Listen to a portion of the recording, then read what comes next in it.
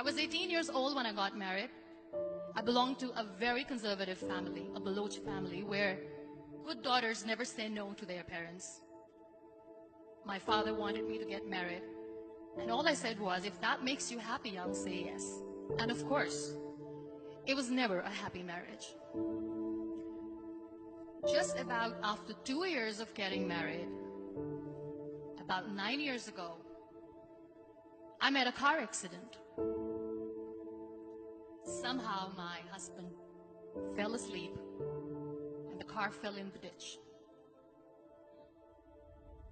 He managed to jump out, saved himself. I'm happy for him. But I stayed inside the car and I sustained a lot of injuries. The list is a bit long.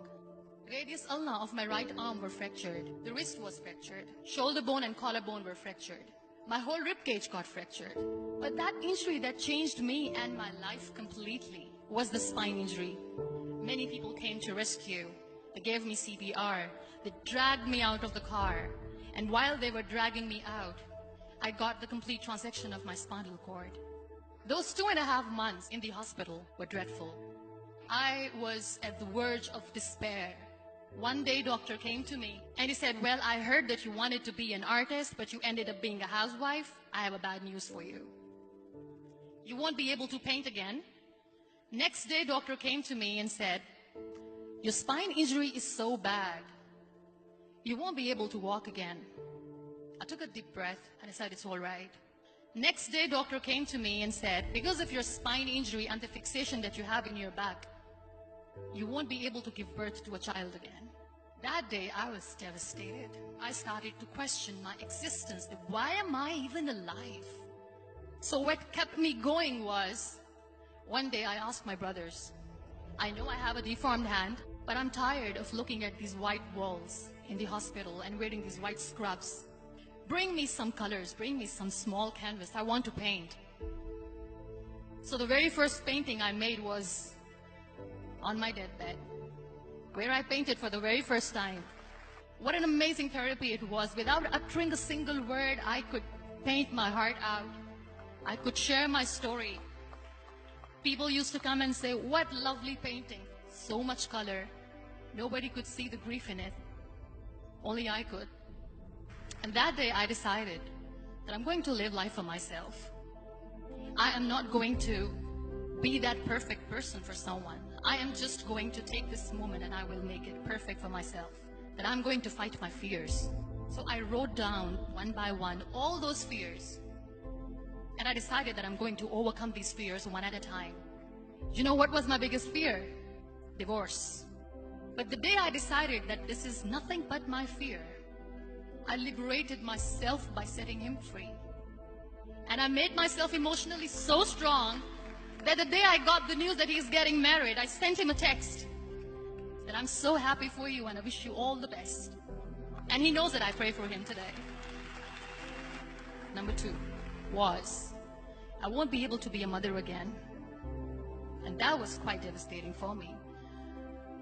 But then I realized there are so many children in the world, all they want is acceptance. So there is no point of crying, just go and adopt one. And that's what I did.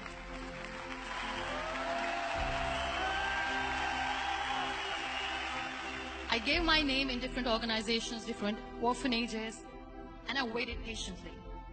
2 years later, I got this call from a very small city in Pakistan. I got a call and they said, are you Muniba Mazari? There is a baby boy and would you like to adopt? I could literally feel the labor pain. I said, yes, yes, I am going to adopt him. I am coming to take him home. And that day, I was 2 days old, and today he's 6.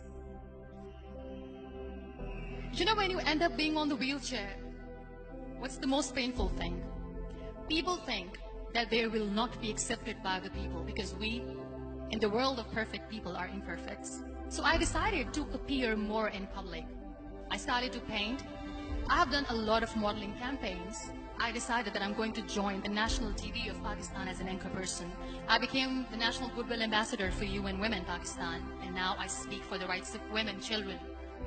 I was featured in BBC 100 Women for 2015. I'm one of Forbes 30 under 30 for 2016. So when you accept yourself the way you are, the world recognizes you. It all starts from within. We have this amazing fantasy about life. This is how things should work. This is my plan. It should go as per my plan.